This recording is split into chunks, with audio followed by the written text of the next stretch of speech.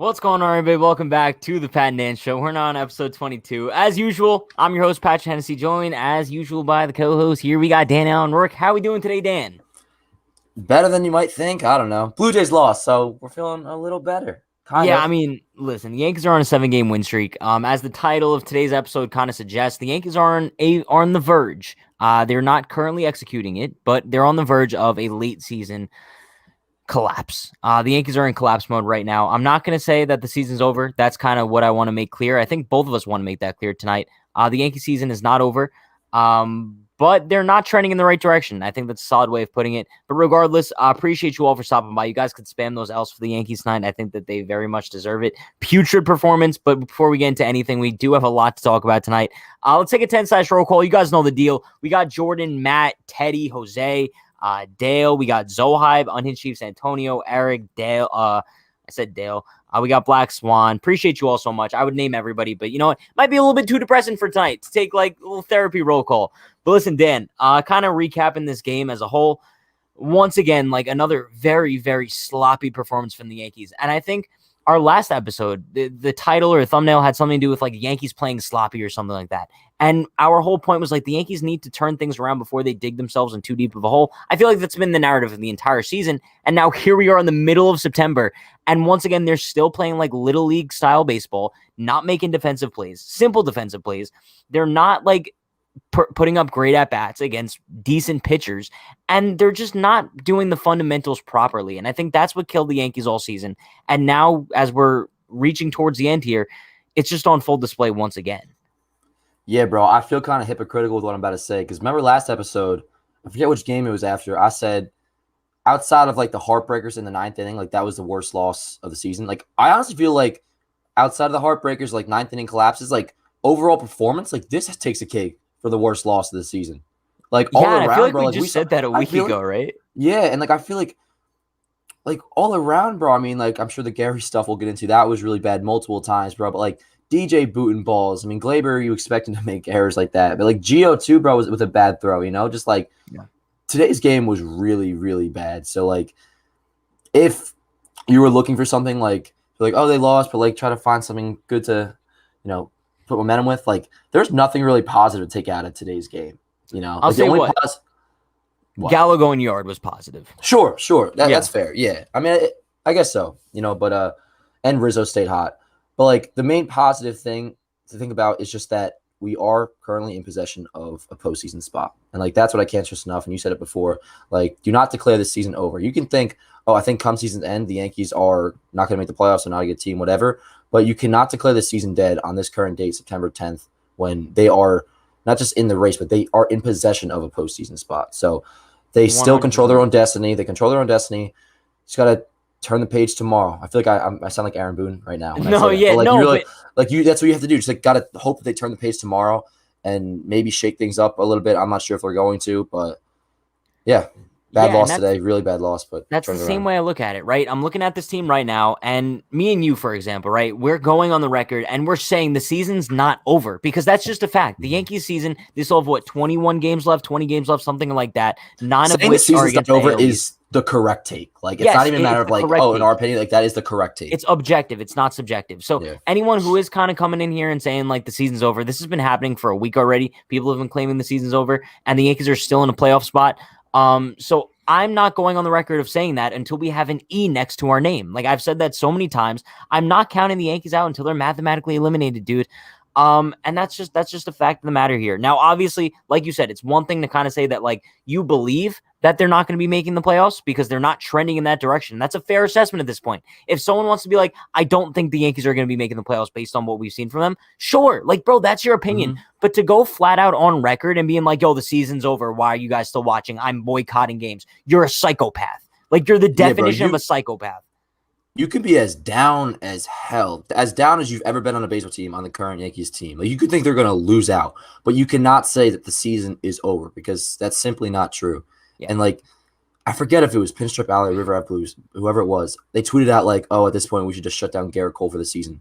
And they were serious. It's like, bro, how can you think that out, read it again, and then hit tweet? Like, are you dumb? Like, and, bro, it's so true. I forget who replied to the tweet, but they were like, all the fans ever want is like for them to seriously care about winning and to, have like a Jordan Steinbrenner like look on like the season or whatever. Like that's a total opposite of that. They would just give up and shut down Garrett Cole for the season, like shut down Tyone for the season. Like what would be the point in that? If we were the Orioles, maybe. But like, that's what I'm saying. We're in a playoff spot. Why are we trying? Like, are you trying to pretend like we're not? Yeah, look, we're not in a playoff spot. If the season ended today, who's in the playoffs? It's us against the Red Sox in a wildcard game. Is that ideal? No, but we're still in the playoffs. And like I said, the Yankees can control their own destiny. Turn it around tomorrow, and it might sound like a long shot right now, but what is there? 18 games left right now? I think there's 20. 19. I think there's 20. Okay, 20 yeah. I think you're right. Yeah, there's 20.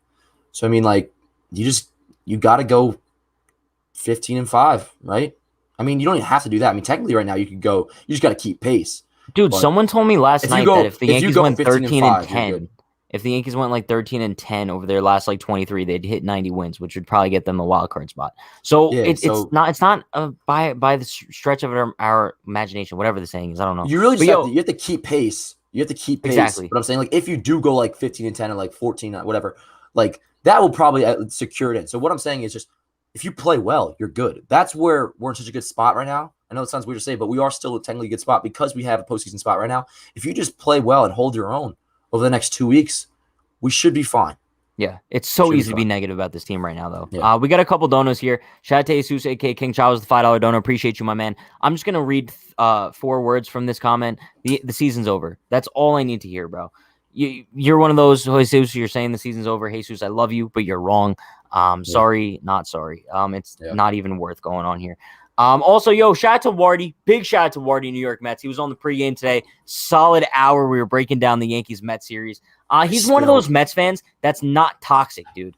Like, we were literally having this discussion of how, like, the Yankees and Mets are 2 of the most toxic fan bases in baseball. But shout out to Wardy for not being one of those. He says, I'm sorry, bro. Trust me, I didn't expect this. You know what? Neither did I. Like, I was expecting a win tonight, and if the Yankees were going to lose, I was expecting maybe, like, a hard-fought, like, loss, you know what I mean, where at least they kind of put up a little bit of a fight. But they got demolished. Like, they got completely outclassed by the New York Mets today. And a New York Mets team that hasn't necessarily been good. Like a New York Mets team where they just lost 2 out of 3 to the Marlins, bro. Dude, and let me say something on that. One, they're few and far between, but there's a couple cool Mets fans out there. Jolly Olive being one of them. There's a couple cool ones. Cool dude. But, like, some of the Mets fans, are like I see them trolling the Yankees and stuff, and it's like, like, I'm happy, like, you're winning, like, good for you and whatnot, but like let's not forget here, bro. Like, you just by this win, you got to 500. Like, your season is essentially over. And it's while things aren't going too well in the Bronx right now, bro, like, once again, we're in a playoff spot, so it's And also, like, I hate when this narrative is brought up, but, like, just for example, if the Yankees were in the NL East, they'd be in first place by a good, like, 3-4 games. We've been running away with this shit, bro, if we're in the NL East. But anyways, whatever. The game, bro, one more thing on it. It sucks, too, because the vibes to start out were pretty good. I mean, even after the Gary play, bro, when Monty bounced back, I don't say bounced back, but when Monty struck out the guy, whoever that was, to end the first inning, I was like, all right, we're chilling. And then Gallo, homer. Like, that felt good. I was like, the vibes of this game are pretty solid. And then Monty, of course, walks the bases loaded, which that's terrible. I'm sure we'll get into Monty. Do you want to? Are we going on to Monty now, or I would say we could probably start things off here by talking about Monty, simply because I think that this was probably one of like the worst starts of his career, right? If you go by earned runs, it was the worst. Yes. I mean, 5 earned runs. I'm pretty sure he gave up more than that. Oh, you know what? Maybe it was runs that I saw. Yeah. I mean, he gave up 7 runs, but 5 earned runs. If he went 3 1/3, 3 walks, not good whatsoever. But for some reason, Dan, I know you're going to disagree with me when I say this. I feel like Monty was kind of due for an outing like this, simply because, like, I mention this all the time. Monty's your typical pitcher who I view him in the same class as David Robertson, right? He always gets himself into like little Houdini situations and he always seems to find a way out of it. But usually when pitchers like that do execute like that, you're always bound to have a clunker. You're just it's bound to happen. You're not going to get lucky 10 times out of 10. So this is like that 9th time out of 10 where Monty isn't able to like execute himself out of like one of those Houdini situations. And to be honest with you, like that's also why I don't necessarily view Monty as like our number 2, just because like I view a number 2 as like a solid guy after your ace who is going to give you like a consistent performance no matter what. And while Monty is usually consistent, he does have the capability to just completely unload like this. But there's 2 different things, though, that you're talking about there. When you say there's a difference between Monty being the Yankees number 2 and a number 2. Because to me, he's clear cut our number 2. He's ahead of Tyone. He's a guy right after Cole. And I mean, going into this game, I was looking at Fangraphs. But Didn't that update doesn't after say this a one. lot though, because like the Yankees rotation isn't that no, I deep. understand, but it's like blaming the Yankees for not going out and getting more pitchers. Like sure, but like Jordan Montgomery, like because my whole argument the entire time, and like you can correct me if I'm wrong, but as far as I know, like all I've ever said was that Monty would be my postseason starter after Garrett Cole. Yeah. Is that ideal? No, not necessarily. I wish we had like a Max Scherzer or like a 1A. To me, a number 2 starter ideally is like a 1A, like a Luis Severino if he was healthy, right? But with Monty, I mean, going into this game, I mean, bro, he's top 15 in the American League in ERA, top 15 in batting average against, top 15 in WAR amongst AL starting pitchers. So, I mean, he's had a really good year, and I mean, like, I don't think you have to go into as much detail as you did when describing like Monty having a clunker here. I mean, that's every pitcher, bro. I mean, that's Garrett Cole too. No, like, sure, but I feel like when you execute like Monty, it's a little bit more. It might be a little more, yeah, Yeah. sure. Another, I mean, this is what's turned into my favorite stat. I really ever since the Clay Holmes trade is, I just look at how many games, like for Monty, for example. What I was going to say is, 21 out of the 26 games he pitched, he allowed 3 earned runs or less. To me, like that is defining for a pitcher. And the reason I brought up Clay Holmes is I remember like looking at like why I was excited about him. Like 25 out of the 35 games he pitched with Pittsburgh, he didn't give up a run. So I feel like, when you have a bad game here or there, like with today's game, that's going to like skyrocket Monty's ERA. I think it went from like 3.47 to like 3.7 or something like that, which is still pretty solid. But like Monty, I don't look at it as a 3.7 pitcher. I think he's been better than that this entire year. And that is kind of described by 21 out of the 26 starts allowing 3 earned runs or less. That's solid. Is that a number 2 starter? No. But when you look at what the Yankees have starting pitching wise, that is their number 2 starter. So like, I feel like that's a real difference right there is number 2 starter for the Yankees versus what ideally a number 2 starter is for any team. You know what I'm saying? Sure. No, I think that's a fair argument. I think that's always what we've agreed on, right? I don't hate Monty. I just don't necessarily view him as like a pitcher that deserves to be the Yankees number 2. I view him, if Monty was like a number 3, I would feel so good about that. Yeah, like if he's we had like a great number 3. A great number 3, but like the fact that like now, let's say we do win the wild card game, right? Which I think is very possible at this point still. Monty's probably your ALDS game 1 starter. That's not ideal by any stretch of the imagination, bro. At all. Yeah. And then you have Tyone game 2, the Nestor game 3. Like, what are you doing? Yeah, and something else I want to say about Monty being like the number 2 of the staff, like it all dates back to one signing, bro, the Corey Kluber signing. And I was actually a fan of the signing at the time, not a fan of the money that we gave him, but like I was willing to take a flyer on him. What I wasn't happy about was taking 2 risks in Tyone and Kluber. Tyone, you could say, worked out. Kluber hasn't. But I mean, if Kluber doesn't get hurt, like he's clear our number 2 guy. And right now, bro, I mean, like he's battling for, I feel like, a postseason start as it is. So I mean, like that signing is what you can put the blame on for. The Yankees relying on Corey Kluber to be their number 2 guy, top of the rotation type guy. And he hasn't been that, so Monty has to be that. And I mean, even after Kluber, I mean, who was it? Like, who was our 3 guy going to the year? Probably Tyone. Was it Tyone? So I mean, like, yeah, bro. I mean, like, that's what I'm saying. Like we can't put any blame on Monty. I'm not saying this is what you're doing, but just also like let's not forget, like Domingo also was like a number 4 or 5 or whatever going into the season. But I mean, but like what I'm saying is we can't blame Monty for the fact that like he's not an ideal number 2 because like it's not his fault the Yankees put all this faith in Corey Kluber and Jameson Tyone to be like those guys, and this isn't dissing Tyone at all, but it's like why put all your eggs in those baskets when I don't have guys off the top of my head, but like at some point you got to go out and get starting pitching, like legitimate starting pitching, a guy that's an established number 2 starter. Like we can't be, and even going into next year, bro, like even if Sevy does come back this year, bro, like we can't be relying on him to be the 1A or like the 2, like we have to go out and get a legitimate starting, a solid starting pitcher that's going to give us 200 innings. Like almost, I can't see it happening though. Like a Robbie Ray. I mean, I'm trying to think. I mean, there's really a bunch of guys out there. Like if Charlie Morton hadn't signed that extension to the Braves, even a guy like that, like somebody who you wouldn't exactly call an ace. I guess you could call Charlie Morton an ace. So that's a bad example, but like you know what I'm saying. Just a guy that's a 1A, or just a guy that'll give you 200 innings a year with like a 3.5 ERA that you're very comfortable starting in ALDS game 1 or game after Cole. Yeah, they have to start getting guys like that. They got to stop. Like I feel like who's out there. I don't know. I haven't actually looked at the market, but like what I'm saying is like I feel like they put so much faith in like high risk guys, and that ultimately leads to Jordan Montgomery having to be the number 2 guy. Well, I think it's kind of the opposite, right? I think it's kind of like a low risk, high reward thing because you signed Gleyber to a 1 year deal. I view that as kind of like low risk in the terms of like the Yankees' financial It's senses. You know what I mean? sure, but it's not low risk It's high risk when performance wise, sure, but that's but what I'm saying. contract So like, wise, it's low risk, and yeah, that's all the Yankees care about. You know, and like I bro, still didn't like the 11 mil, but yeah, it is high risk when you're relying on him to be the number 2 starter. Like take contract, take like circumstances. Like Corey Kluber being the number 2 starter. Once again, that is what led to Jordan Montgomery ultimately having to be in the position that he's in. Which, don't get me wrong, I still trust him in that. Like Jordan Montgomery, bro. Like he's tough as nails to me, bro. And I do think like as soon as next year, he could actually be like almost that 1A type. Listen, I hope so, dude, because like that's what we've been expecting out of Monty since what, like 2017. We always thought he was going to keep like evolving, but he's kind of remained the same, I guess.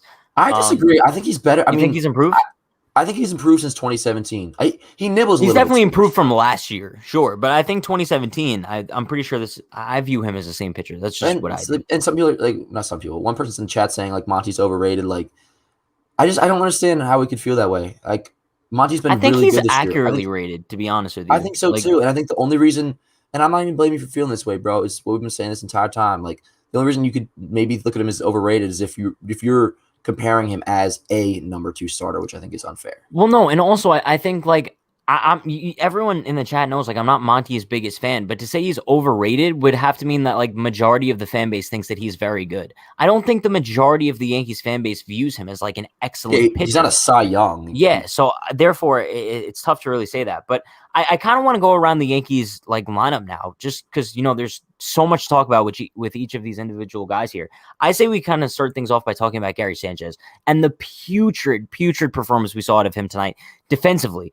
Even offensively as well, Gary Sanchez has been kind of lost with the bat for the most part. I know he hit the home run last night, but still, the defensive plays tonight were inexcusable. The throw from Joey Gallo, Jonathan VR running home on that single, the fact that Gary Sanchez had the ball, I would say, what would we say? A solid like 6 to 7 steps ahead of the runner. So bad. I'm just and he misses the tag. He didn't miss the tag, but he slid right under the tag because Gary showed no urgency in making that play. Look how bad that is, bro. That's really bad. That's where he has the ball. That's a solid bad, 7 bro. steps, bro. That's so bad. And the fact that Gary Sanchez couldn't apply to the tag before Jonathan VR slid right underneath. First of all, why are you going to tag his head? At that point, if I'm Gary Sanchez, I'm just casually starting to walk towards VR, bro. Why are you sitting at home plate basically asking for him to slide right underneath you? What are you doing, Gary? Yeah. It's these lack of fundamentals that have costed the Yankees this season. And it just continues to show because obviously we don't know what would have happened. Let's just say that out gets recorded, right? We don't know if Monty still has an absolute clunker. Yeah. Maybe because then maybe Gallo still doesn't hit the home run. I don't know. But the whole game could change just as a result of that. The butterfly effect. No, the butterfly effect, bro, could have been huge. But like, I'm not defending Gary at all. I think I know what happened. It looked like VR slide. It looked like he was not going to slide at first. He was just standing up. So I guess Gary thought he didn't have to drop down low to apply a tag, like to get on his foot or something. But why let it get to that point, though? But that's what I was going to say. Like Gary's not being lazy. It's not. Somebody said he was being uninterested. I don't see that at all. No, nobody's uninterested at a play to play. That's just dumb. That's like forcing a narrative. But yeah, regardless of if a guy's going to slide or not, just like stay low. And why are you like running out of the way? Like it almost like he was like side dodging VR a little bit. Didn't it look like that? Yeah. Kind of, But I mean, but like you're the catcher. Like you have the right of way, bro. Especially ever since the Posey rule, you have the right of way. So just and you had the ball. Like just I feel like I'm overcomplicating in a sense. Just tag him. I know. Bro. It's not that complicated. Else. And that's why I'm kind of looking at it. I'm a Gary supporter, bro. I really am. Same. I'll call him out when I have to. I know you are, yeah. But it's like, and this is how I be with Gleyber sometimes too. It's just like, you defend them and you think like, oh, they're not as bad as people say, but it's like, they just do like these weird, like, what was that, bro? Like these, I don't know if it's like a mental mistake or like a Dur moment. Like, I don't know. It was just so like, I remember when I watched it, I was so sure that he was out because I couldn't possibly fathom that. No, same. How ahead he was. I was like, I'm not even gonna look at the replay. Like, oh, no shot, he was bro, out. Yes, even went to commercial. Like, dude, yeah, that's why. Like, bro, Andrew asked me, she's like, oh, are you nervous that he might be safe? Like, no shot. You see, like the throw was perfect. And then it's just like, how the hell does that happen? And yeah, you're right, bro. Who's like that? You don't know what could happen, bro. Just from like the amount of pitches Monty had to throw, like just the way it could have translated to the next inning. The entire game could have been totally different. The feel of the game could have been totally different. So unacceptable from Gary. I hope that never happens again, but that was a benchable offense right there. Yeah, bro, if I was Aaron Boone, I would have pulled him right then and there. Higgy, come into the game, dude. Like that, it's as simple as that. But why you wouldn't? No, but I'm not saying you're wrong. My philosophy with pulling guys out, if I was a manager in game, is only like a lack of hustle type deal. That's where I would pull somebody out. Because but bro, that's a derm. Like that's a lack of like. Bro, that was not in the game mentally. It's so dumb. It was so dumb. But if I felt the same way I saw a couple other people feeling tonight, where Gary was uninterested or being lazy, all right, word, pull his ass out of there. I don't think that was the case. I think they're just him being plain stupid. I don't think you could count that out though. I don't think you could necessarily count that out. Yeah, but what it is, it's like because a moment can result from like being like uninterested in the game. You know what I mean? I'm pulling a player out of like in game, like Billy Martin, Reggie Jackson type shit. If I feel like a player's being lazy, like disrespecting the game almost. Sure. Like kind of like Gleyber earlier in the season. You don't deserve to be out there. Yes, that like that. Yeah. But would I start Gary tomorrow? I would consider benching him for that. And you could also argue the Geo throw at home he could have stopped as well. Yeah. That one I'm not gonna like that. I'm gonna say he could have stopped that throw. He could have caught it easily, but that's not nearly as egregious as the throw home from Gallo. I want to touch on that in a second, but I want to pull up a couple these donos here before we miss them. Shate Sus, a.k.a. King Chavez, the $2 dono. Appreciate you, my man. He says, our last 9 games are against the Rays, Sox, and Jays. But that's like what we kind of said to open things up, right? The Yankees control their own destiny. Especially those 3 games against the Jays are going to be huge, bro. The 3 against the Red Sox are massive as well. You just have to hope that those final 3 games of the season, the Rays aren't playing for home field advantage in the ALDS, you know what I mean? Because then they're going to be going like full throttle, you know what I mean? Yeah, besides them lining up their pitching matchups, they'll still, I feel like, they'll be throwing out their solid lineups. I mean, no, for sure. And also, too, it's not like back in the old days with the 40-man, we just throw on like the rookie bums. Like, the Rays, I feel like, will want to screw us over. I don't blame them. I want to do the same thing to them, But, I mean, Red Sox, Jays series, those are obviously going to be huge. And what I'm banking on, too, is, you look at the graphic that Yes puts up about how streaky they've been, Very solid graphic, by the way. Yes, very solid graphic. But, like, if the tail lives on, bro, we should almost be feeling kind of excited because at some point, this cold streak, like this playing terrible baseball is going to stop. It's whether or not they play mediocre after or they turn it around and get back to playing solid baseball. Like if you go 13-7 in the last whatever amount of 20 games or 15-5, like that will get the job done, or just keep pace. That will get the job done. But at some point when this terrible sloppy baseball ends, which it will end, I want to make it clear, this will not go on this bad. From that point, do they play mediocre or do they turn it back up to the way they were playing before? But also, I mean, can't you also argue on the flip side, right? You look at this team and how streaky they've been. At some point, don't you just think that they're going to kind of like just find either a hot or cold streak and just stick to it? And now like they might be sticking to the cold streak. It's a possibility. It is, yeah. It is. Like, bro, we like obviously as optimistic as we want to be, and both of us still believe that the Yankees are going to make the wild card game. We still have to realize that there is a very large possibility that the Yankees like continue riding this cold wave through the rest of the season and they end up missing the playoffs. It's possible for sure. I mean, it's of course possible, but like, what are they in the last 10? They're 2-8, right? Is that what it is? 2-8 in the last 10? Might be 1-9 at this point. Let's just say, whatever. It's 1-9. They're not going to be 1-9 bad, is what I They're feel. 2-8. They're 2-8. Now, okay, 2-8. They're not going to be 2-8 bad over the rest of the season. Like, I just don't see that happening. But, I don't think I see a 7-3 stretch in this team at some point. They could. They definitely could, bro. Of course they can, but I'm saying I think it's going to happen. I think there's a 7-3 stretch coming. But if once they snap out of this 2-8 streak, they're on a 5-5. Like that won't even cut it, So like, no, it won't. You have to play good baseball once you get out of this funk. So like, if you win tomorrow, you got to look at that like, all right, this is the turning point, and it has to be more than just like, we've said this the entire time, and it's true. Like, we don't care how the wins look, we just want wins. You do have to have a good win in there. Like, we need a good feel good win, where it's just like you dominate, pitching's good, fielding's crisp, and we're hitting with runners in the scoring position. And once that happens, just take off from there, Yeah. And it's not like we haven't had the opportunities, right? You look at Gardner's home run from a couple days ago. You look at Rizzo's home run from a couple days ago. The fact that they haven't been able to capitalize is weird. But I want to bring up a couple more donos we got here. Shout out to Dave with the $5 dono. Appreciate you, my man.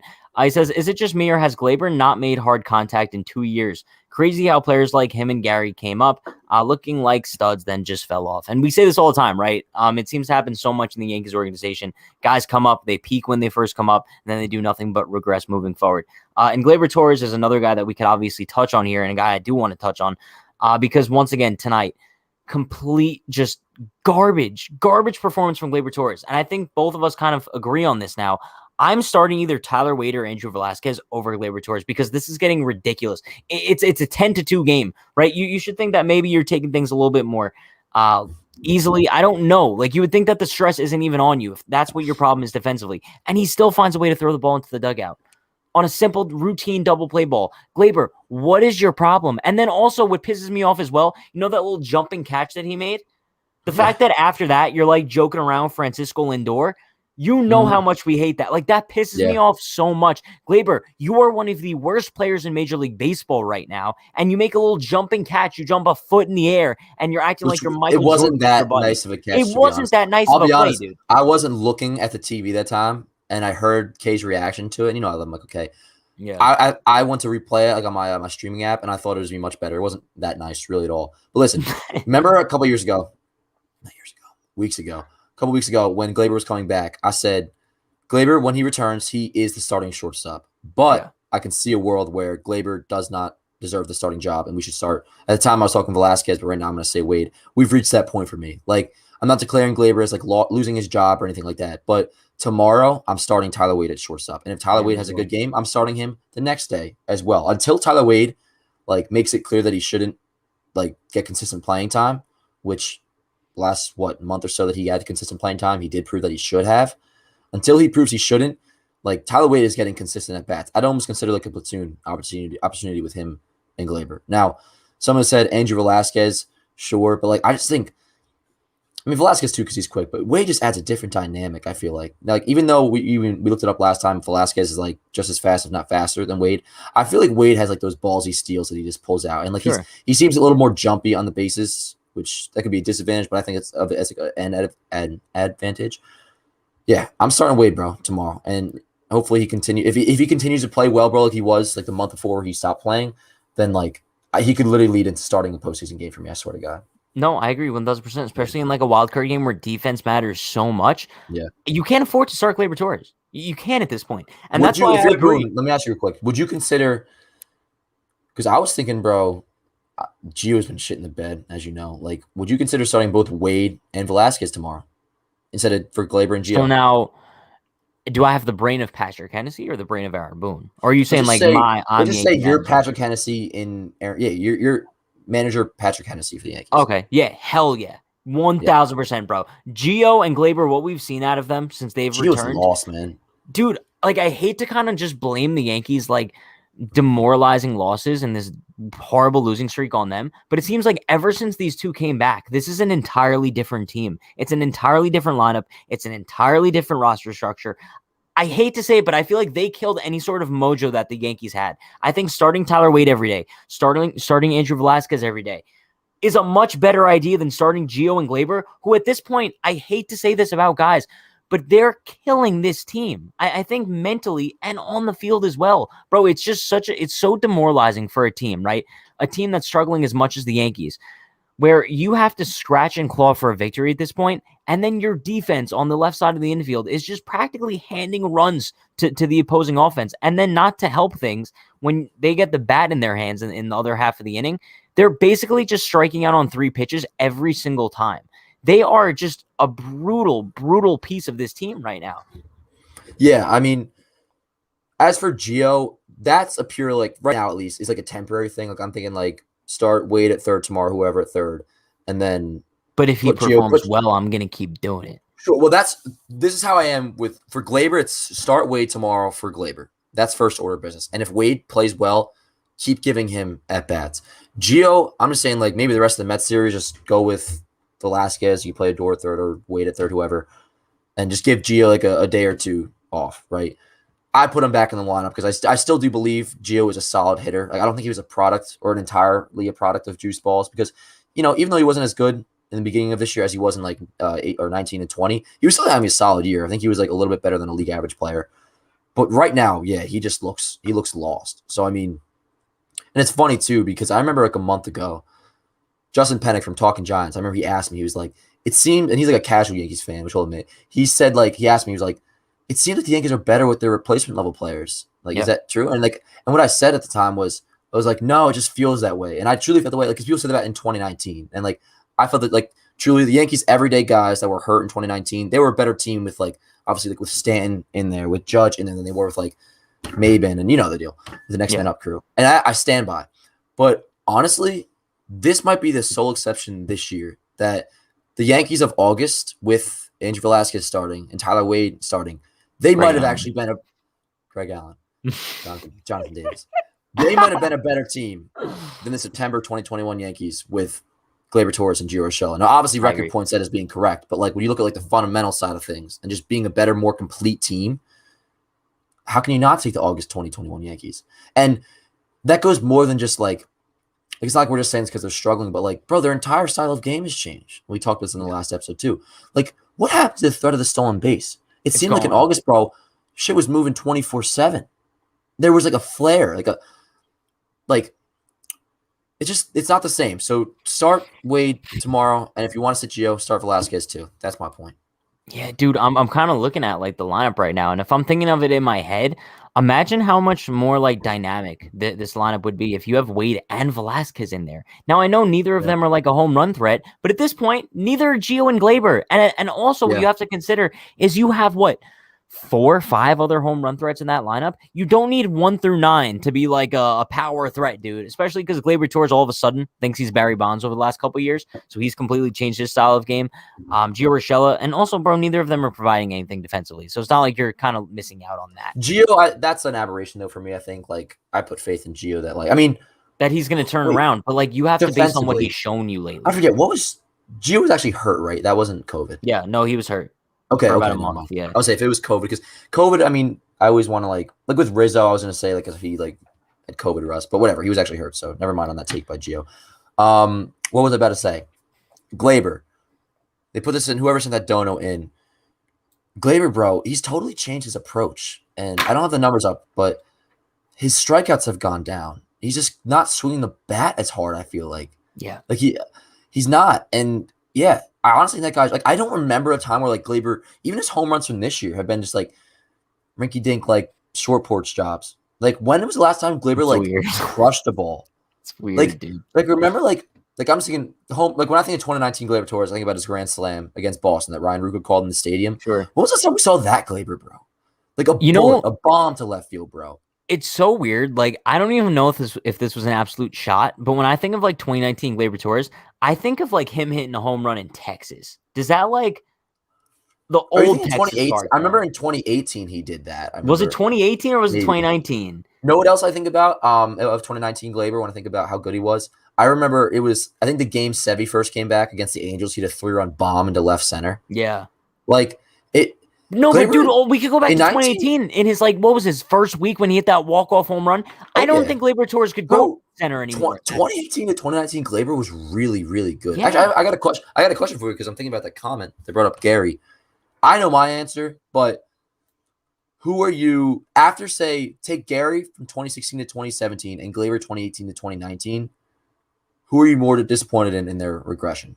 I'll give my answer first. For me, it's Gleyber because I still get Gary as being a success, believe it or not. Offensively, like I stand with this. Gary's having a solid year. Now, is he going to be a Hall of Famer? No. At the time, we probably thought he was going to be, but no, not anymore. Gleyber to me, bro, is just like a total fall from grace. Like the way some fans treat Gary outside like the lazy and fat shit is how I feel about Gleyber Torres right now. Sure. Like I truly wonder like what the hell happened and can the Yankees move on with this guy? Because they certainly can't move on with him as their shortstop. And that's what I've changed my opinion on now, by the way. And maybe this is me just being recency biased like you, Pat. But you ass. You know how I was saying like the Yankees can ride at Gleyber Torres for one more year at shortstop until say Volpe's ready or Peraza's ready. I'm honestly starting to backtrack on that. I don't know if I want Gleyber Torres being my shortstop starting in 2020. Exactly, because my thing is like, bro, if Gleyber Torres is your shortstop going into next season, at what point do you call up Volpe? And when you do call him up, what do you do with Gleyber? Therefore it's not going to happen. That part actually isn't an issue for me, because then you can slide Gleyber to second, DJ goes to third. All right, there you go. There's a spot for Volpe. But what do you do with Gio? Unless he's gone. Yeah. That's where I'm leaning Gio being traded, honestly. Or like if Gio could maybe become what DJ May, he was supposed to be heading into 2019, like a utility guy that could possibly play like all the time. And Gio could almost be like a placeholder for Volpe. But anyways, that's getting ahead of ourselves. You also can't, and this is what my point is, you can't assume Volpe and Peraza are going to be, there's no way you can assume they're going to be ready by next year. Just assume 2023. So he's going to get a lot of money. But bro, Marcus Semien, dude, like I want him so freaking bad. And you might have some respect for me, bro, when I say this. He is officially my second favorite. No, not my second. My favorite player that's not a Yankee in baseball. I love Marcus Semien, bro. I love everything that he's about, and I want him to be a Yankee next year. He can play shortstop still. He plays second base with the Blue Jays? He plays second, but that's because they had Bo. No, so yeah, he's a shortstop. Yeah. So, and I think he was solid. Yeah, but then what do you do with Volpe when he comes up? Yeah, but this isn't an issue for me because the Yankees infield all of a sudden to me is no longer going to be as fixed as it was in past years. Because to me, Gio he's not a lock at third anymore. It's either going to be Voit or Rizzo at first base. So to me, DJ, he can either be your second baseman or your third baseman. And at least for 2020, I mean, put it like this. If we're banking on Volpe coming up by 2023, right? By then, Gleyber could be traded. Anything could happen, right? It's a totally different scenario possibly by then. So if you sign Semien to be your shortstop, DJ's your third baseman, Semien's your shortstop, Gleyber is your second baseman. Then Volpe comes up in 23, you can take care of that issue then. Like I said, by then Gleyber could be gone, and then you could play Volpe at short. It's interesting. I mean, I wouldn't be opposed to Semien at all. I think it all kind of just depends on how many years he's looking for and the money that he's looking for as well. See if it kind of works with what the Yankees are doing. You good? I would have fucking Coke Zero. Damn it. Oh, you don't have any more? I do, but it's not in the fridge. And I don't drink warm soda. Warm air. I am going to McDonald's after this. Nice. Shout out to USA with the $5 dono. Appreciate you so much. They says I think the Yankees can't play having any fun because expectations so high to make the playoffs that it isn't fun for them to just play and enjoy. That actually might be fair, honestly. I mean, like not the exact wording of it, but like that I think affects like how the fans think and affects probably how the players think. And this goes back to like the early 2000s, bro. Like when the expectations are there, it almost seems like it's not as fun. Like remember back in 2018, bro, when we talked about this. Like 2018 had a very successful year, won 100 games. But like the actual season, partially because the Red Sox are having a historical year, but like it didn't seem like the Yankees were doing all that great. But that's because the expectations were so high. It was only going to feel like they were doing so great if they went deep. There was periods where it felt like they were. Bro, let's not forget like that. Remember that stretch where they went up against like the Indians, Astros, Red Sox, and they went like 21-5 or something. Yeah, no, you're right. But like I feel like for a good portion from like 3/4 of 2018. We, for some reason, felt like we were watching a terrible baseball team. And that was just because they weren't living up to expectations, which was being like the best team to ever exist. And going into this year, there were heavy expectations, multiple times, whether it was expecting to come out of the American League, being the heavy favorite to come out of the American League, go to the World Series, entering this year, or all of a sudden the trade deadline, everything's totally rejuvenized. We might get a postseason spot. Okay, we're going to get a postseason spot. Now we're on a 13-game win streak. We're going to win the division. That's why even if we play well from here on out and we get a wild card, there's still going to be fans that aren't going to be happy with it, but you got to kind of adjust your expectations once you're in the middle of the season. So like at this point, bro, all of us should be happy as hell that one, if we get a wildcard spot, and two, if we can secure home field advantage, which is still very much a possibility with the Red Sox being half a game ahead of us, whatever. So like, that's what I guess I'm trying to say with that point is like, we still could have a fun season, right? Because when all's said and done this year, regardless of how you got there, if you make the postseason, you make the postseason, bro. And we'll be able to watch a postseason game with Garrett Cole on the mound. And once we get past that, bro, our chances are as good, honestly, as anybody to come out of the American League, and I stand by that. I agree. No, I agree. And also, speaking of like the home field advantage thing for the wild card, the Red Sox did start to come back a little bit. It's 4-3 in the bottom of the 8th. The Red Sox are down to their final 3 outs. But if the White Sox hold on, The Yankees will only be a game back of that first wildcard spot with 3 games still left against the Red Sox. So there's that. It's not completely out of the equation here, but it's gonna be interesting. Like these last couple weeks of the season are gonna mean a lot as far as like the Yankees wildcard standings. It really is a blessing though that the Orioles. Like I'm just looking at MLB at bat right now. Like that is God looking out for us, bro. That the Orioles beat the Blue Jays tonight. Gotta love the Orioles. I mean, I think it's a 4-game set they're doing this weekend with them. I think they have a doubleheader. Like I think it's almost a guarantee. There's no way the Orioles win another game like that. So like the Yankees, bro, win tomorrow. Like fix this. Like you're a good team. Fix it tomorrow. You control your own destiny. Win, and then win tomorrow, bro. Win Sunday. You just took 2 out of 3. All right, we're back on track. Simple as that. Do you know who's on the mound tomorrow? Gleyber. Gleyber. Oh, who's on the mound for the Mets? Walker. Walker's either tomorrow or the next. Yeah, and then Sunday's Carrasco. Yeah, Sunday's Carrasco. So it's gonna be interesting. And Walker has been getting shelled in the second half. So is Carrasco, right? Yeah, I mean, I don't think he's been too. He has a 5.88. I'm not sure what because he's coming back from injury. I'm pretty sure his most recent start was good. He's had a couple good starts in a row. 5 innings, 1 run. 5 innings, 3 runs. He's actually been good his last 3 starts. But interesting. Here's the thing, and we haven't even gotten to this part of it. I don't think yet. The best lineup possible has to be out there tomorrow. Now, unfortunately, I don't think that's going to have Voit in it, which this is what I was saying back to when we talked about the Atlanta series. How I said I didn't count that as being like Voit's not playing. This is just like tough luck. It sucks. Voit's probably not going to be able to play tomorrow or maybe not Sunday either. But Stanton has to be in the line. Can I just give you my lineup real quick? I already have it on top of my head. Yeah, go for it. All right. DJ leading off because I just know they're going to do that probably.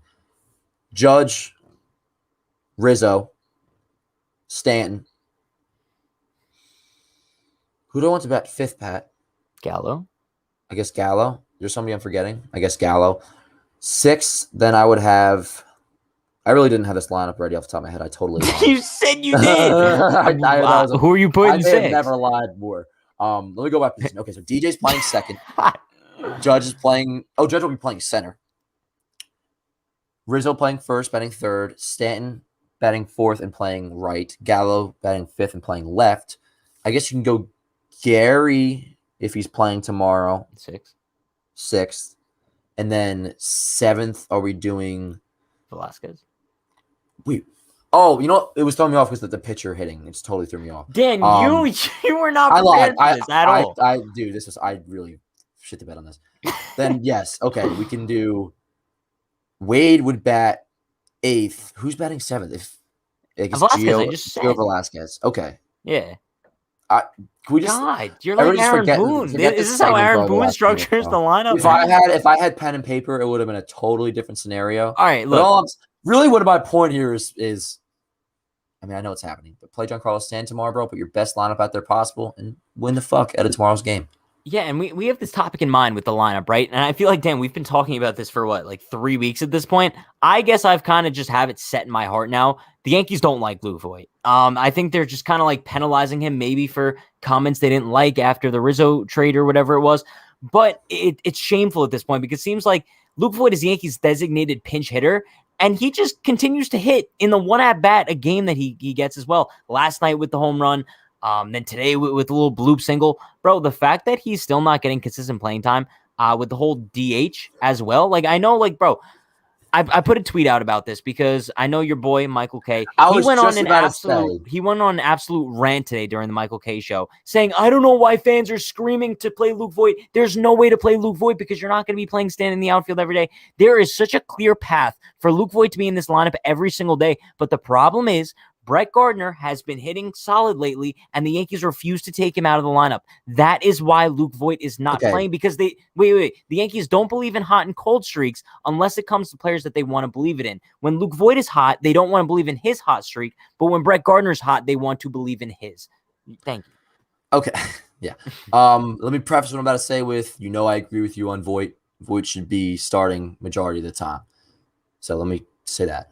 First of all, Voit, he's not going to get every day at bats. What we're looking for is if there's 7 games a week, he plays 5 out of those 7 days. Because Stan, that's what I'm talking about, really. Yeah. Okay. what Michael Kay was saying, and he does this a lot. I'm not sure how much you do watch the Michael Kay show, but he'll often speak from the Yankees perspective. Well, that's your first mistake. He'll often speak from the Yankees perspective. And it's not him being like Yankee boy or anything. Some people think it's like propaganda. No, he rips the Yankees honestly more than anybody when he has to. What he was saying was the Yankees, clearly, they're not going to play Stanton more than, maybe 3 times a week in the outfield. He's made it clear many times, and I don't fault you for thinking this is what he was saying, because if you don't watch it that often, you don't see that he said. Kay often wonders why the Yankees treat Stanton the way they do. Like, they literally treat him like a fragile piece of glass when this is a 31-year-old in his prime athlete. For some reason, they treat him like a piece of glass. We know that. The Yankees, they're just apparently not going to play him more than 3 times a week in the outfield. Now, if that's the case, how are you getting Luke Voit in the lineup? And that's what he was saying. You're not sitting Anthony Rizzo. He was coming at the fans for asking that on social media. He was like, bro, do you see these people on social media clamoring for Luke Voit to start? There's no way he could start. Bro, there's a very clear path for him to start. But he's more so saying, like, so why can't he say that there's a very clear path? I am pretty confident that I'm translating what Michael Kay was saying. Trying to say, because he didn't execute it properly whatsoever. No, I totally understood. I really did, because he said they. He didn't say I. He said they. He was saying what the Yankees said. He said straight up that he sees fans asking for Luke Voit to play, but there's no way for him to be playing. You didn't even let me say what he's saying is, you're trying to explain it for him. But it's easy to me to explain. You're beating a dead horse. Like, he's saying to the fans, like, you're beating a dead horse. Like, we know what. But that's not what he said, though. Yes, it is. This is what he said. Yes, it is what he said. Chat, you guys saw the clip on my Twitter. But you would pull it up right now or no? We would probably get like. Oh yeah. Yes, would probably take all of our money. True. Yeah, they're fucking lame about that shit. Yeah, but listen, Troy Benjamin, what are you doing? Michael Kay, just to close this up, bro. Michael Kay was saying what the Yankees' thought process is, and why, because what the Yankees' thought process is, Luke Voit is not going to be in the everyday. Regardless, it's a stupid thought process. Very stupid. It is. And Michael Kay, if you watch the Michael Kay show, which I am faulting you for not doing so more often, Kay all the time wonders why Stanton can't play the outfield. Why all of a sudden he can't, and especially now too. This is me talking. I don't understand why now. Like, remember all year, bro, I was saying, like, if you get to this point and Stanton's healthy, that means the plan worked. You got through the year, you like work or load management or whatever, it works. Stanton's healthy at the end of the year. We're kind of getting to that point where all guards should be off. Just play him every day. We have 20 games left. I agree 1,000%. Especially for the fact, like, if we had games to play with, bro, like, if we were up 6 in the wild card, like, fine, sure. You want to make sure he's healthy. Like, bro, like, we're clinging on for dear life to this postseason spot. All guards should be off, bro. Cut them loose. And I think Stanton's down for that. Like, playing the outfield, bro. I'm not saying 7 out of 7 games. I'm saying 5 out of those 7 days, and we'd be happy. Even 4 out of those 7 days, bro. Honestly. Now, but also, yeah, go on. Well, I was going to say about Brett Gardner. Because same. You mentioned how he's playing well, and let's get it clear. He's playing well. Very well. He really, really is. But not well enough to be like the Yankees leadoff or number 2 hitter. Bro, like, this is getting ridiculous. That Brett Gardner's batting 2 for the Yankees in the middle of September. Yes, Brett Gardner's been hitting very nicely lately, but to have him as your 2 hitter and having Luke Voit and Giancarlo Stanton on the bench during a 6-game losing streak entering tonight, sickening, bro. And you know that's sickening. Yeah, I think there's a world where you can, and there is a world where you can play Luke Voit and I'm just going to 7. I know you get days off, but I'm just going with 7 games a week. You can play Luke Voit 4 out of 7 times. And then you can also get Brett Gardner probably, honestly, 2 starts. Because, I mean, perfect. If you're playing, it's the opposite now. Brett Gardner's starting 5 games a week. And I'm just going to leave my point at that. Because, I mean, we all know what the deal is. Like, Stan should be playing the outfield more consistently, but for some reason they don't. And if he were doing that, Luke Voit should be in the starting lineup. But for some reason they play. Bro, it is weird that they should not be playing Brett Gardner, like, over Luke Voit if the opportunity presents itself. And that's what I have been annoyed, because they have done that. And that is irritating, where there has been times where Stanton's playing the outfield, or what is it? Where, like, you could clearly play Voit, but they're playing Gardner instead. I guess this just goes back to the whole argument why Stanton isn't playing the outfield more. You get my point. Made it clear. You mistook what Kay said, and that is the end of it. Yes, I think that's where we still disagree, but bro, we should watch it. We should do one of our little like recaps after this, where we watch it back together and just kind of break it down. But we're not mad enough at each other at that. We were pissed. That was like a big moment in our friendship. I feel like a really big that night when we rewatched the Judge. We're talking about when me and Pat were going about Judge. That was a big moment, bro. Like, we rewatched it back, bro. We're like, that could have been the end of the Pat and Dan show if we weren't mature. We were so pissed at each other after this, bro. I know. Like, especially when you interrupted me on the outro, bro. We're on. Oh, that pissed you off more That than was anything, game bro. over, dude. Yeah. Don't interrupt me during the outro. Yeah. Um, Yeah. but And now we're on also, episode 22, so. dude, like also what I'm trying to bring up here is the fact that like I think that if Giancarlo was presented the opportunity to play the outfield every day, especially with like 20 games left in the season, I think that he gladly would. But that's why I don't know what the Yankees are kind of saving him for at this point. So therefore, I Luke Voit agree. in the lineup, Stanton in the lineup. Let's roll, dude. Get your best lineup out every I day. agree with you on that. I do. I think Stanton, I don't think it's Stanton's decision to not be playing the outfield as much or as little as he does. But if Stanton is willing to play the outfield, I'm assuming that if Stanton walked his ass into Boone's office and said, play me in the outfield another 2 games a week, play me in the outfield more, I think and I know this, he holds the power to get in that lineup. Unless the Yankees maybe are just saying, like, no, like, we're not going to be playing you that much. We don't want to risk you getting hurt. I can't see that being the case. If Stanton forces his way into the outfield more, like, if you want to play the outfield more, I think you can play the outfield more. I'm not entirely blaming that on him. I think he wants to play the outfield more. But if you do, I think you should do something about it. I want to ask you a legitimate question because I think it's interesting, especially now at this point. No, we've done that already. Sure. But wild card game: Yankees, Red Sox, Boston, Chris Sale. Who's starting center field? Oh, Judge. Yeah, with Voit DH. Yes, I mean, listen, 1,000%. Unless Gardner has some freaky splits against Sale, I don't know about. Does he? Is this what are you setting up for? Do we not know splits? I don't know. But I'm assuming lefty Brett Gardner is no. Yes, you're starting to do that lineup. I can give you right now, please. We're in the last 10 minutes of the show. Can I give you my lineup against Sale for the Walker game? No. Okay, Dan. Whatever. Go for it. Actually, no, I'm not going to do it because I don't know who I'm starting at shortstop. No. Yeah, because I don't know who I'm starting at shortstop. So, anyways, Judge is in center, and then Voit your DH. That actually gets me a little bit more. That gets me actually a little bit more excited about our chances against Sale, to be honest. And he's going to be coming off COVID. Might have a little bit of COVID rust. I saw that. It does suck what the Red Sox are going through, bro. That's ass. Which also goes to show Hunter Renfro's comments were not real. Like, yeah, I don't know why he's trying to out MLB that shit either. It was really weird. There's one. Oh, another thing I kind of want to bring up about the whole Stanton situation. I don't know if you're going to agree with me this here. It pisses me off when Boone said today, listen, don't worry, everyone. Stanton's going to be playing the next 2 games. Does it just piss you off as well? That, like, bro, the fact that Stanton might start the next 2 games, but that doesn't make up for the fact that he's not playing today. And also keep in mind, you know for a fact, Giancarlo Stanton is not playing all 9 innings either of these next 2 games. He's going to be out in the 7th after, like, his 3rd at-bat. Or they might do that bullshit with where they pull him out in the 6th like they did in Atlanta. Yeah. But, I'm not. Yeah, I mean, no, that was. I had the exact same thought, bro, when I first saw that. It's just like, as if that justifies him not playing today. It's like when they told us in Oakland, oh, don't worry, Voigt's going to DH the next 3. You know, it doesn't make it any better. But this is worse. Like that was dumb by Boone. I'm just gonna assume. No, I can't even say that, yo, because like we can't assume. I was about to say I'm gonna assume if it's a playoff series in the National League or the World Series, like he would be playing out there every single day, or like in an ALDS, like if our best lineup was Stanton in the outfield, he'll be able to play there every single day. But like, you know, I'm being optimistic, but I'm not gonna assume we're gonna even have a postseason series, bro. We got to get there first, and to get there first, bro, you got to have Stanton in the lineup every single day. Yeah, and someone replied to one of my tweets today. They're like, Pat, like you have to make sure Stanton's healthy for the postseason. I was like, dude. Bro, like, we're half a game up. Like, what are you talking about? This is the postseason, you know? Like, we're there. Like, we're like, whatever attitude you're going to have come ALDS game 1 or the Walker game, bro, we got to start having those attitudes now. And that goes with, bullpen decisions. That goes with, the dumbass decision to bring in Andrew Heaney in yesterday's game, which, by the way, last night was arguably the worst night of my life. Bro. How was Heaney in that game last night? Genuinely. I know. Also, how do you bring in Sal Romano in a tie game? And you know what pisses me off the most about that? The fact that I'm pretty sure Sal Romano was only in that game last night because they knew that they were going to be DFAing him. So they're like, all right, let's not waste one of the arms that we're going to have in the bullpen for the Mets series. Let's use this guy because we don't have to worry about having him rested. We're going to have a fresh arm anyway to replace him. You know what I mean? That's not a bad thought. That's actually a thought by you. I think that's exactly what happened because, bro, why would they waste like Albert Abreu when they know they're going to have to use him in the Mets series? They knew that Romano wasn't going to be on the roster because King's coming up today. You know what I mean? That's the part that frustrates me. Sherlock freaking Holmes over here, bro. Okay. That's pretty respect. I like that.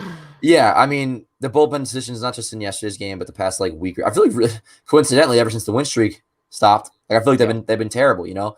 Has me nervous for tomorrow with Gleyber starting. I assume we're probably gonna see Heaney at least warming up at one point. Yeah, bro. So I mean, and that's what I'm saying. Like, that's the stuff that they cannot do. Like, The good thing about today, at least positive, we were talking about positive takeaways, is that our bullpen, the elite guys, are pretty refreshed.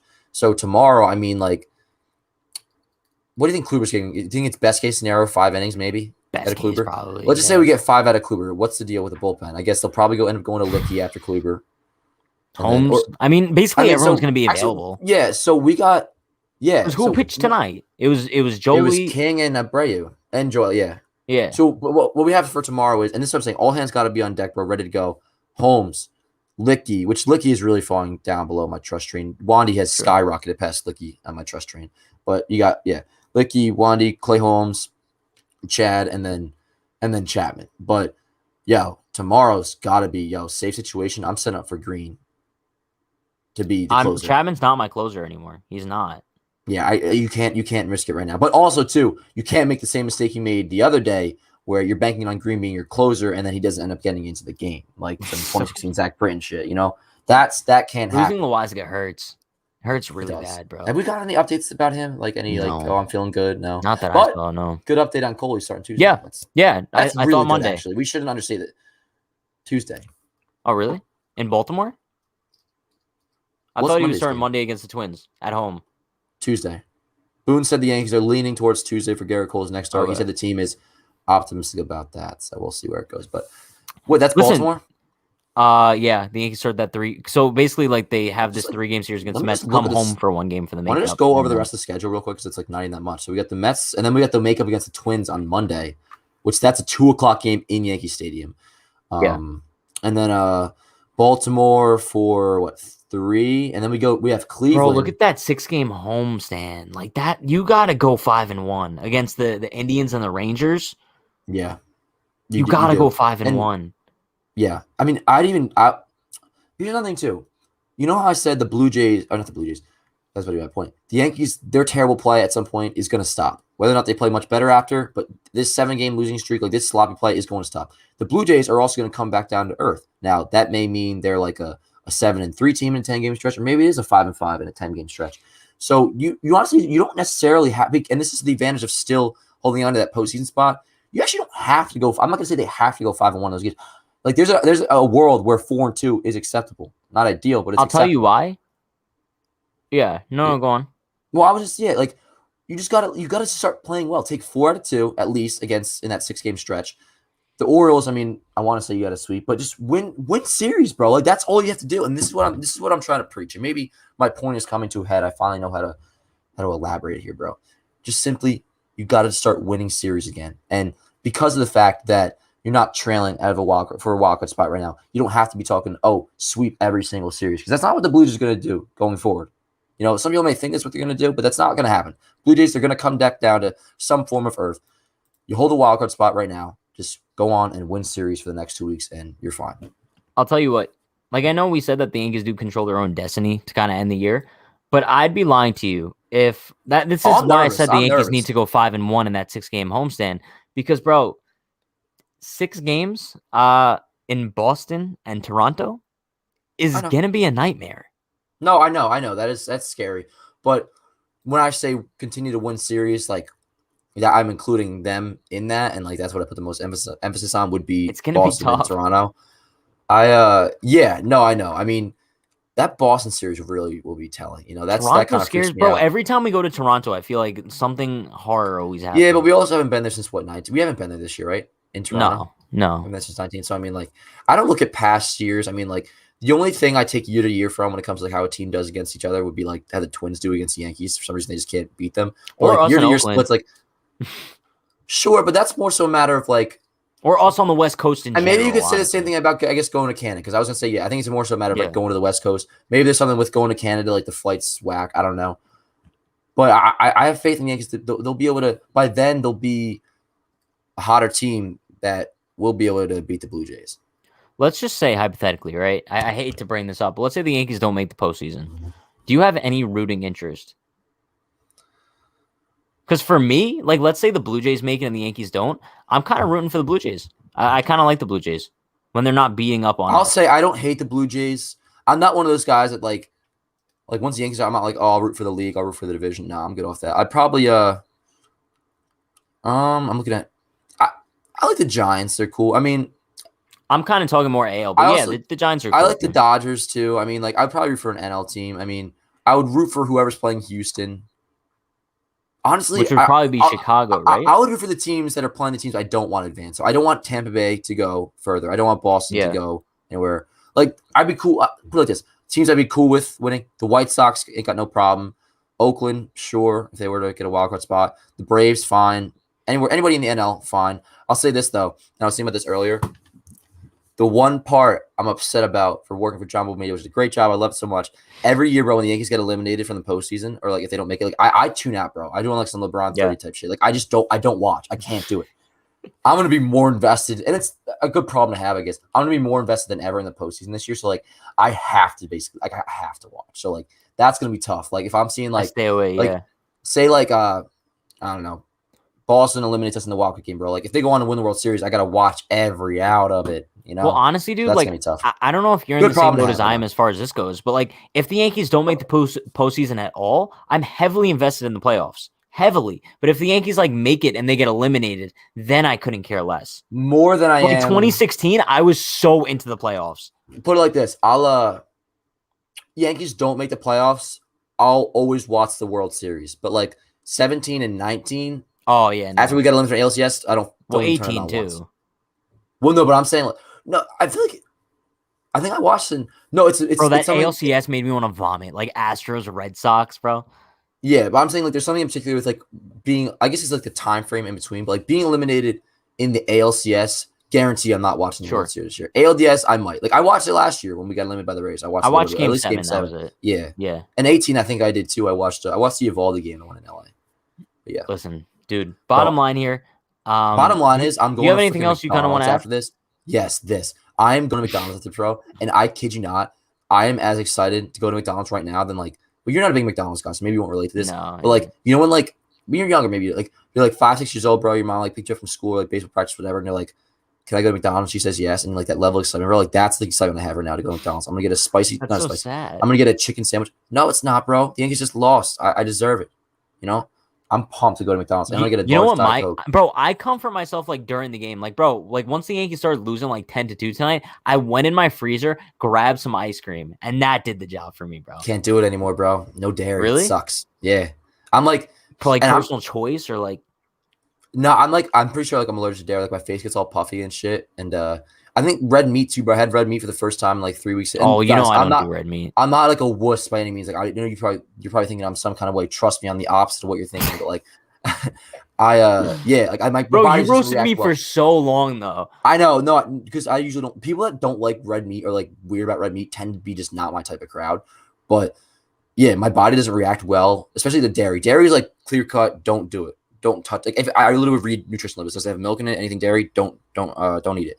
Red meat today. I went to Annie Ann's, a pretzel place. Yeah, really good. They had like the pepperoni pretzels. I was there, Angie, and they had like the pepperoni pretzels, bro, to die for with marinara sauce. Amazing too. Forget about it, bro. I had that first time I was having red meat in a while, bro. Like, dude, immediately after. I had to go to the bathroom, bro. Unloaded probably 10 pounds off me. I swear to God. And like we had to leave them all earlier than anticipated because I felt so nauseous and sick. I don't know what it is, but my body's after a piece of pepperoni. Yeah, I don't know if that's the exact reason. How many did you have? Big ass, but honestly, bro, like close to this size of a cup, they fill it up with. I ate basically the entire thing. God. But yeah, so no more red meat, no more dairy. But that's why I want to go to McDonald's. I get the chicken sandwich, and I'll get like some chicken nuggets on the side too. Well, you know what sucks? Dude. One last closing statement. Not that anybody cares about this, but you know what I like about this part of the show, bro? It's like I feel like we can talk about whatever we want. It's like no, also because like only like the real ones are at this. These are our dogs right here, bro, in the chat. But like, you don't realize, bro, how much shit has dairy in it until like you quit dairy. Like everything, I feel like it's insane, bro. Like it's hard to find something without milk, and like. Now, bro, like Andrew's got me thinking like I might be allergic to like have like a gluten intolerance, which that's fucked. Because if you, bro, she said, and I looked it up for, bro, if you have a gluten intolerance, like gluten's in like everything, bro. No, I know. So like, if you're like a gluten-free person, how do you live? That's what I'm wondering. Brandon from Unhinged, he's gluten-free or whatever it's Is he? called. I'm gonna have to talk to him, bro. Yeah, hit him maybe up. I'm not sure. I want to go one of those allergy tests where like it tells what you're allergic to. Do it, I guess. I don't know. Listen, but on that note, that's going to wrap things up for today's episode of the Pat and Dan Show. I think the bottom line, to kind of like summarize this, like, like when you write an essay, you need like a thesis. The thesis of this one is that Season's not over. the Yankee season is not trending in the right direction, but it's still not over yet. That's what my thesis statement is for today's episode. Bro, turn it around tomorrow, win with Gleyber on the mound, and go from there. You're still half a game up on that second wildcard spot. Are the Red Sox... The Red Sox are down to their final out. They have a man on second base. So hopefully that they end up losing. But all I know, we're still excited moving forward. Everyone be sure to like, comment, subscribe, turn on post notifications for more. We're going live every Monday and Thursday.